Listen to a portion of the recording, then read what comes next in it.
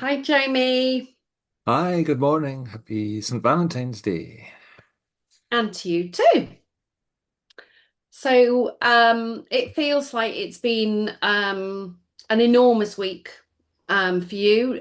Your writing has been prolific and inviting opportunity for reflection. The list kind of like goes on. And I guess I'm really wanting to, but maybe today talk about masking, unmasking, and safety. That was my kind of like, I had a heading in my mind for today's podcast, and that was it. Because it feels like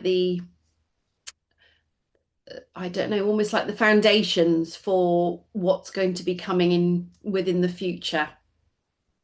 Hi, and again, good morning and thank you and all of that. It's always great to see you. Yes, so this week has been like I think about, like ein Augenblick in German, it's the blink of an eye, it's a measurement of time, this blink of the eye. And this was a more Scottish kind of unit. Oof, like why what happened? Right, but we started talking last week a bit, and I've been writing a bit around a book, right? And whether it's a Mhm. GLP book or a Gestalt book or whatever, but a book as yet untitled project. And then I shared kind of what arrived in my head about what an outline might look like. And, we're at 24 chapters, not including an introduction, not including references and stuff. So in my mind, it's kind of like, 320 page project, which is not monumental for me by any stretch, and not to brag or whatever, but just that's what kind of happened. And then I shared it, the outline on the outside, and people said, "Oh yeah, I'll buy the first copy or whatever." And so Mm. I thought to myself, "Oh crap, what have I done?" Right? Not that I don't want to write it or anything like that, but just like, oh my gosh. And then my brain, being my brain, it said, well, wait a minute. And the kind of the metaphor I've come up with, or the scene I've kind of come up with is, the Great British Baking Show doesn't start with the tent and the stoves and the ovens and all of that kind of stuff. They have to find an estate first, right? They have to lay the field and they have to make sure it's the right size and the garden's beautiful and all that kind of stuff. And so my brain kind of did that this week. It said, well, wait a minute, hang on there, love. Um, you're not ready yet. We have to set the stage, right? And so into my brain this week, and I kind of call it, you haven't seen this article yet, but I call it, remembering forward, how it feels when this Mhm. happens, when this entire pie shows up in my head, and then it's actually three different series, um, all around the same relational field, all around that preparing the estate for the tent to land, the tent being the book. And so the first one is unmasking, and that is okay. And this is more for adults, I think, but also for those who have the stewardship really of Gestalt processor children, right? Because we have to imagine them into adulthood, right? Mhm. And I think about all the times in my life where it has been inconvenient to be a Gestalt processor because meaning arrives late, and I kind of segment things correctly and on time and schedules and stuff. So we mask. We do our best. We reduce ourselves to meet economics and relational needs and Mm. these kinds of things.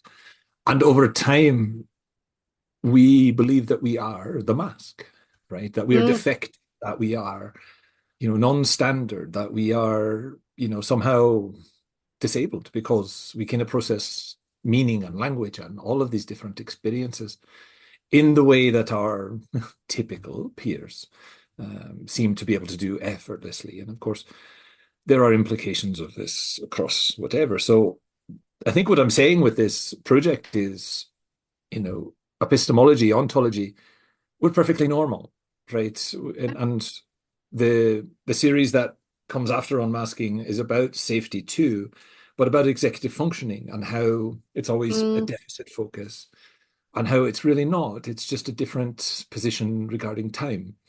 And so I lay that out. And then, Yeah. at the same time, the essential residue, it's about friendships and relationships and Mm. that co-regulation that, literature is coming to now, especially along ADHD, to say that co-regulation is a thing, right? That Yeah, yeah. being attuned with someone and having them there as your emotional support human is a thing. It actually works, and we can document it in our little checkboxes. Um, but from the standpoint of unmasking, that is, and safety, that is a very difficult thing because Mm. economic precarity, privilege, white Mm. privilege, all of these types of things, they they are real. We must say they Mm. are, Yeah. to say that I am disabled and whatever, but I have light-colored skin and I have light-colored eyes and I sound as I sound or whatever. And I recognize a privilege in that. Mm. I don't have the other things in America that would impact me even more. I don't have to deal with that. Mm. So I recognize that. I do. In terms of race and nationalities and all of these kinds of things. I think here to be Scottish is kind of quaint as a foreigner and interesting in that kind of outlander way. But to be Nigerian, for example, or Guatemalan, for example, is not. And I think to Yeah. myself, GLPs come from everywhere. Gestalt Yeah, yeah. processors come from Yeah. everywhere. And so we must include everyone. Mm. And so unmasking and safety go hand in hand. Can I come out as autistic? Can I come out as a Gestalt processor? And what are the implications of that? And so in my own practice in classrooms, I lead with it. Hi, I'm Dr. Horrocks. I'm your mathematics teacher. I happen to be autistic. I happen to be teaching in a language that's not normal for me and a style that's not normal for me, but this is what I have to do to eat, right? Yeah. And like many of you in the classroom, I don't work like this. And so all of this is a translation for me, Mm. you know, education is a dialect that I'm not used to. The pedagogy that I'm forced to teach because that's what the district has standards on, does not work for me. And so here I am, your translator and your guide, as we go on this jungle cruise, as it were, through Yeah. mathematics and story. And so I find myself with colleagues, sometimes co-teaching in a class, and they tell me they appreciate story, they appreciate the way my brain works, and in way things, oftentimes my age and experience brings things that they, much younger than I have never even been exposed to, Mhm. um, and so oftentimes it's a very much quicker way to the solution simply because I've been in my head about it for decades or whatever. But yes, unmasking and it's purposeful and it's a privilege that I have now that I did not have in forensic science. Right? I Mm. was bullied from the outset that I wasn't to sound foreign, I wasn't to sound different. I was actually bid to shut the heck up and mind my superiors and who was I Mm. to talk and all of these kinds of things. And so I didn't. And I, And I found that yeah. my honesty was not appreciated and they just wanted it repeated what they wanted to hear. So But everything you've said, and when I read your essays, actually, when you started off saying it sort of related to adult experience, but for me, I very much and especially when you were just talking, then I'm thinking about the children and young people that I'm working with. So I think about a very young boy who, when I see him in school, he's a Gestalt language processor, absolutely masks. I didn't know this until he came to the speech den, where the situation was child led, and he was a totally different child to the one that we saw in school, even down to his scripts that he was using, everything, his body posturing, his intonation patterns, everything was just different. And I don't know whether he was totally unmasked, but he certainly seemed um,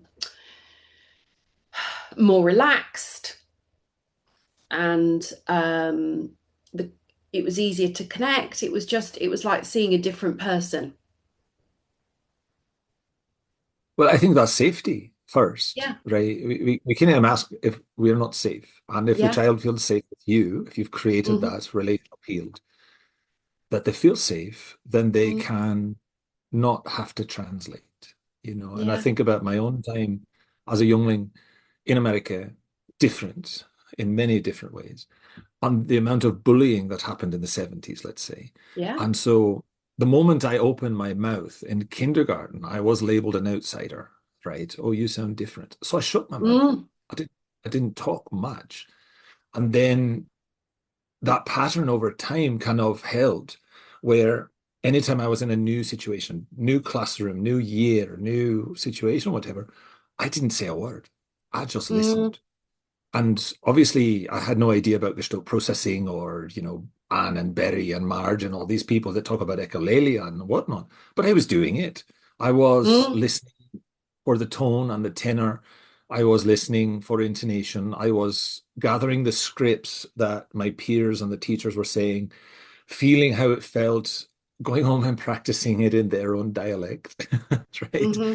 Because very early on, I realized that if I sounded like me, I would get into fights, right? Because in this, Hmm. if you think about Scots in this, as depicted in the media, they're always fighting, right? They're the tough ones, they're Richard Dawson's in the war movies and stuff like that, wearing a kilt in a bar, throwing fists and all of this kind of stuff. And that was the stereotype. So it's like, all right, Jock, let's have a go. Right. But these are, primary school. Um, Yeah. and and and all of that. So I just kept my mouth shut. And then I learned their words very slowly and I tried them. Can I say and sound like them? And I didn't quite, but close enough. And then I would Mm. mitigate, right? And I according to situation. And eventually I might come out of my shell a bit and share some things. And so then there is this kind of, well, Jamie, you don't sound like you used to. I was like, well, I sound like me now because I feel safe. I sounded Mm. like you then because I didn't want to get to a fight, right? Yeah. And that pattern built through my whole life. When I was in government service later on, forensics, and I was in and around the police all the time, Los Angeles Police Department, very notorious. I did not feel safe, right? Because there were Hmm. many times when I was threatened, my life was Mm. threatened. A few people knew of my queerness, let's say, and that became leverage. And so again, I started slow. I learned the lingo, I learned the dialect, I learned to kind of maneuver because this is where I get my paycheck. This is how I feed my family. And I can't afford, to mess this up. And that is part of the masking and the safety Mm. aspect. I don't have the safety to be, and again, this is pre-diagnosis, but I don't have the safety to be autistic. I don't have the safety to be queer. I don't have the safety to sound like this. And even somebody that I knew, prior, I knew from the Scottish community here, um, he would sometimes subtly, sometimes not so subtly, bully me about, getting me into situations that would get me hurt and so on. And he thought it was Mm. funny. I was absolutely terrified by it. But, in that, reporting to crime scenes and stuff, I have been shot at, shot near, shot towards, shot around, never shot. And one of those incidents Good. happened when I was on the phone with Teresa and talking about the kids and dinner and stuff, and then bang, bang, bang. And, I don't talk to her for 12 hours because, protocols and stuff. So it's safety is a huge issue, Mm. and every once in a while, I would be again forensic science stuff. I would be in the moment, and I would kind of the mask would slip, and out would come a word or something that was me, and everybody would like look and like, what's going on here? Who are you? What's and like terrified, like, oh crap, and I think of it, kind of simultaneous to queerness and being trans and all that kind of stuff. Like Yeah. people find out and then things change for you and the safety's gone. And so all of that, across the ages has been an issue, right? America does not like foreign at all. And so when you sound foreign, it becomes a problem. Hmm.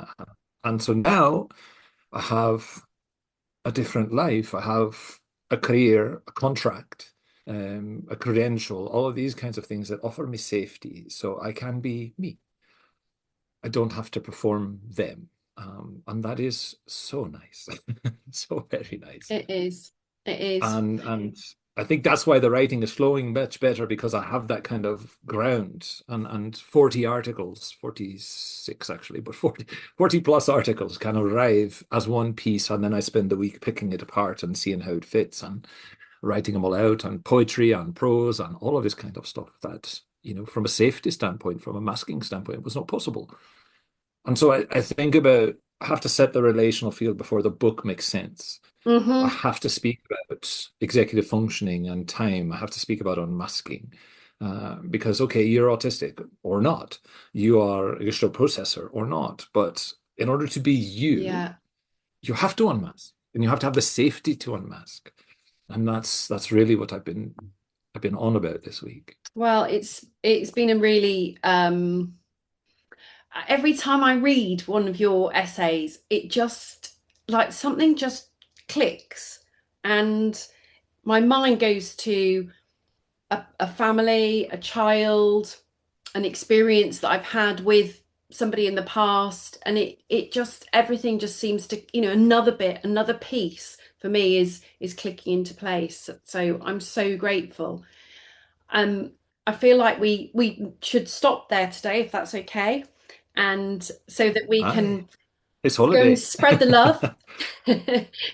Aye, indeed. And I feel like this has got so much um, more length and breadth to explore, and I don't feel that this conversation is going to keep going and circling round for sure.